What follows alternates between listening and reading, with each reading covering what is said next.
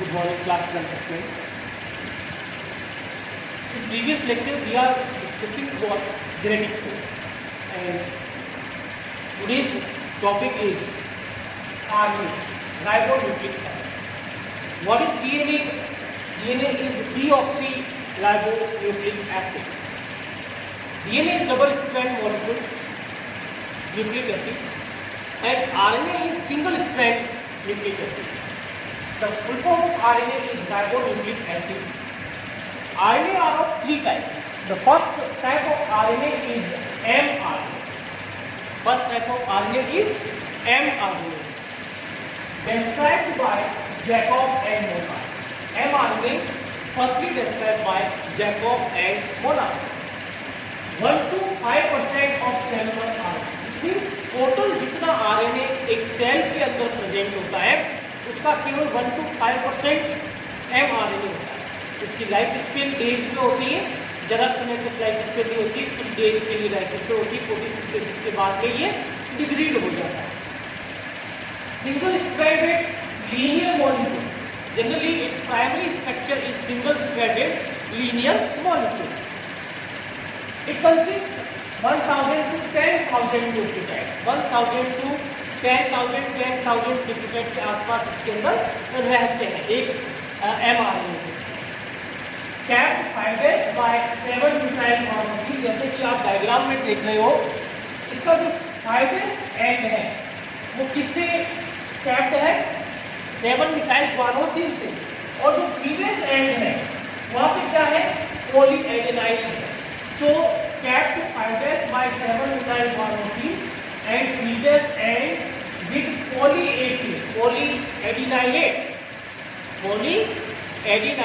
इसका मतलब adenine nitrogen base जो होते हैं वो प्रीवियस एंड पे ज्यादा रहते हैं. तो कैपिन और क्लेविन, जैसा कि आपको स्प्लाइसिंग टॉपिक में पढ़ाया था पोस्ट ट्रांसक्रिप्शन मॉडिफिकेशन में कि mRNA कहाँ बनता है?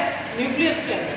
लेकिन जब वो न्यूक्लियस के बाहर साइटोप्लाज्म में जाता है तो क्या होता है?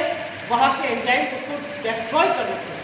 तो उससे एंजाइम से, सेलुलर एंजाइम से बचने के लिए whenever the mRNA transfer from nucleoplasm to cytoplasm, first it modified itself.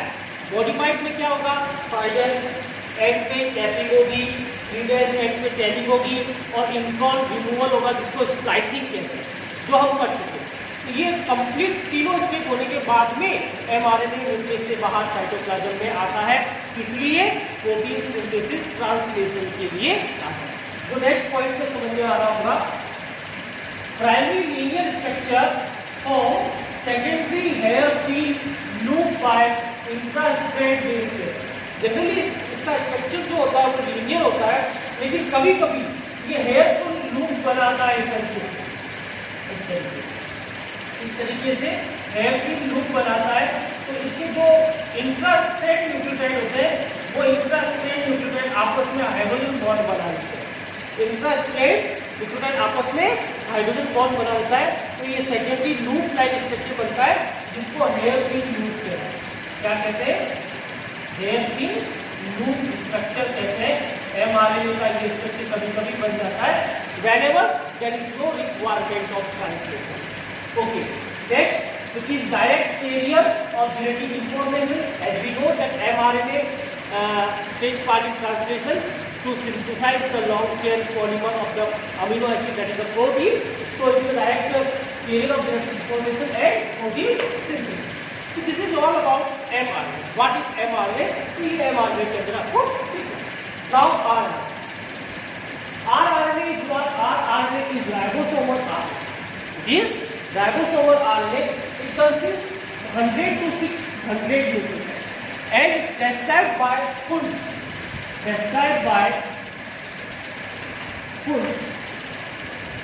mRNA को किसने डिस्क्राइब किया था? जैकब एंड मोनोड ने. rRNA को किसने डिस्क्राइब किया? कुंज ने describe. Okay, now it is for 80% of cellular RNA. mRNA कितना था? 1 to 5% था. यहाँ पे आप देख रहे हैं rRNA कितना है? 80% of cellular RNA. Ribosome is the cell or body that is membrane-less cell originally, it contains what? It contains rRNA and protein. It contains rRNA and protein. Now there is two types of ribosomes. One is 70S and second is 80S. There are two types of ribosomes, 70S and 80S. Prokaryote always contains 70S, but eukaryote cell organelle like mitochondria and plasmid contain 70S. So they are called organelle ribosome. 70S ribosome present in prokaryotic cell, but 70S ribosome also present in the eukaryote cell, where in the cell organelle like mitochondria and chloroplast. Okay, so sorry, not chloroplast, it is plasmid. Okay, so इसीलिए इसको क्या नाम दिया गया? Organelle ribosome. लेकिन 80S जो present होता है वो साइटोप्लाज्म में प्रेजेंट होता है यूकेरियोट्स के, इसलिए इसको क्या कहते हैं? Cytosolic ribosome. Now both are made up of two unit, one is smaller, second is larger. Smaller unit of the 70 is 30S, smaller unit of the 80S is 40S. Now larger unit of the 70S is 50S and larger unit of the 80S is 60S. दोनों की इस unit का जो sedimentation coefficient है S for what? S for Svedberg unit. What is the full form of S? S for Svedberg unit. Depend on what? Depend on sedimentation rate of the ribosome. Okay. तो दोनों का sedimentation rate अलग है, लेकिन दोनों का combined sedimentation है वो कम है. क्यों? तो दोनों मर्ज हो जाते हैं, और दोनों मर्ज किससे होते हैं? Mg+2. Mg+2 की 0.001 कंसंट्रेशन होती है. 0.01 कंसंट्रेशन जब होती है तो ये दोनों जो है वो मर्ज हो जाते हैं. ओके, नाउ इस यूनिट के अंदर क्या क्या प्रेजेंट होता है? One is rRNA and second is protein. अब आप देख रहे हैं कि 30S में rRNA कितना है? 16S. प्रोटीन कितना है? 21 Dalton molecular weight of the protein. 50S में rRNA कौन कौन से हैं? 23S, 5S और प्रोटीन 34 डाल्टन. 40S के अंदर rRNA कौन है? 80S, प्रोटीन 23 और 60S unit larger unit of the 80S के अंदर rRNA कौन है? 28S, 5S, 5.5S और प्रोटीन जो है वो 50 डाल्टन होता है. इस तरीके से ये इनके अंदर राइबोसोम का एक स्ट्रक्चर है.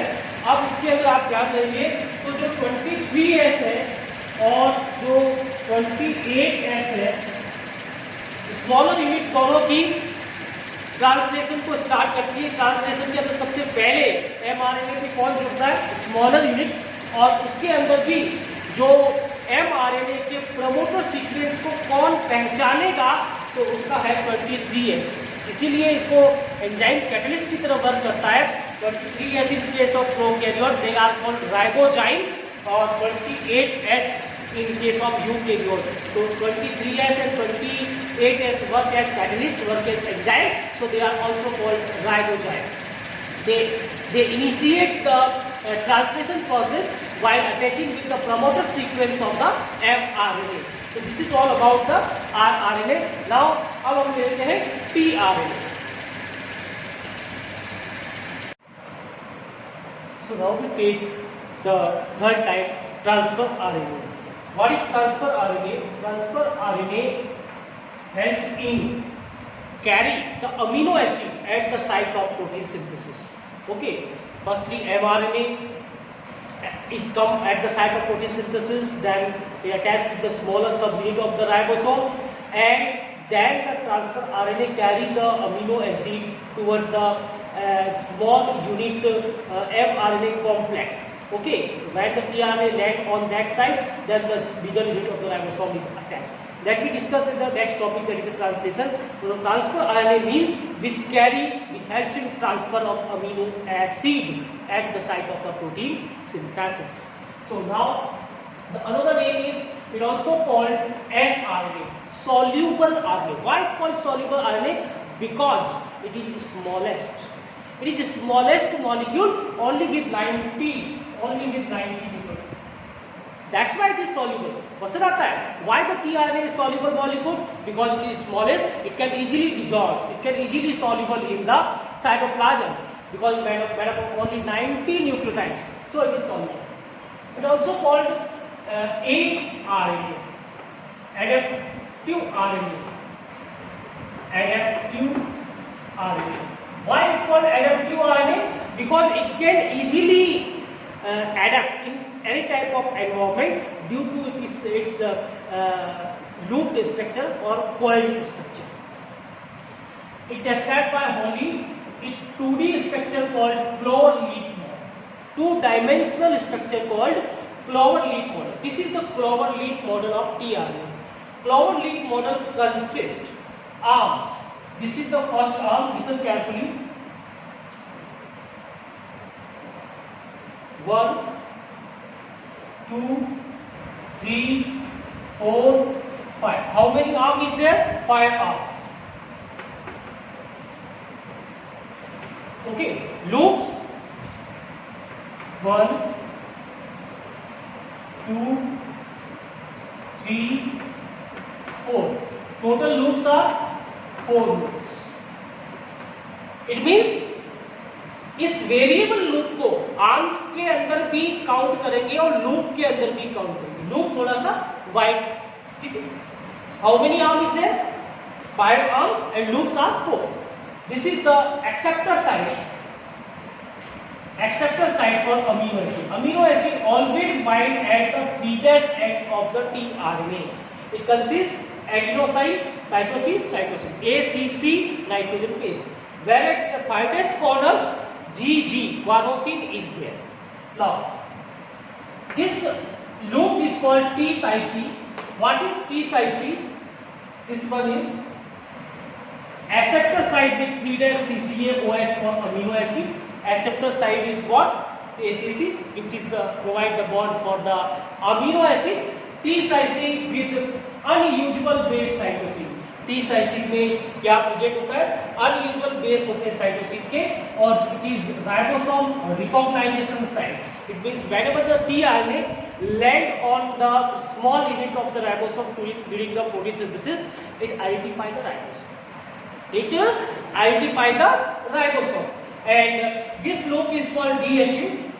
This loop is called DHU. D-arm is also another name which contains dehydrouracil residue. Dehydrouracil residue is there, and it also called enzymatic site. It means amino acid synthesis which helps in the formation of the peptide bond between the two successive amino acid. Enzyme site. Okay. Now this one is variable loop or this is anticodon. This second loop is anticodon. It binds with the codon of mRNA. It binds with the codon of mRNA. So anticodon bind with the codon of mRNA. आपकी book के अंदर ये 2 diagram दिए हुए. इस diagram में आप देखेंगे ये mRNA है और mRNA का 5' और 3' है. तो tRNA उल्टा जुड़ेगा, इसका 3' इधर होगा, 5' इधर होगा. 3' कॉर्नर पे कौन जुड़ता है? अमीनो एसिड जुड़ता है या सेरीन है, ये थ्रियोनिन है. आपकी बुक के डायग्राम में इसको एज इट इज याद करना है. UCA एंटीकोडॉन है, AGU कोडॉन है, या UCA कोडॉन है, AUG एंटीकोडॉन है. ठीक है. तो एक मिनट, U के सामने A, C के साथ G आएगा, ये G होगा और ये U होगा. तो AGU एंटीकोडॉन और ये codon, this is codon code for what? Serine, जो जेनेटिक कोडॉन में बताया था आपको. UCA codon code for what? Threonine. ये डायग्राम एज इट इज याद करना है, काफी बार आता है. यहाँ पे A दे दिया जाता है, यहाँ पे B दे दिया जाता है और आपको पूछते हैं fill in the blanks what is A and B. इस तरीके के डायग्रामेटिकली क्वेश्चंस आते हैं. So this is the two dimensional structure called clover leaf model. Three dimensional structure भी होता है जो आप ऐसे ही समझ लीजिए. Three dimensional structure 3D structure called L form of tRNA. L form of tRNA 3D structure भी होता है जिसको L form of tRNA भी कहते हैं, जो हाई डायमेंशनल होता है. इस तरीके से रहेगा.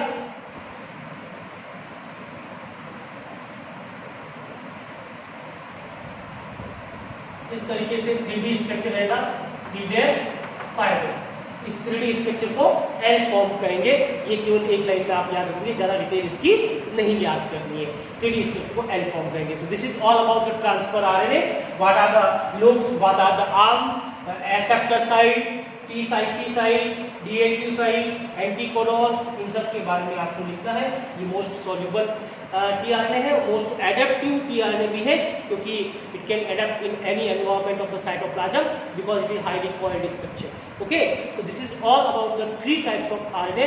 नेक्स्ट लेक्चर के अंदर हम ट्रांसलेशन प्रोसेस को पढ़ेंगे, प्रोटीन सिंथेसिस प्रोसेस को पढ़ेंगे। तो इसके नोट्स बनाइए, इसे रिलेटेड क्वेश्चन आंसर सॉल्व कीजिए। So good day to student, good day to all.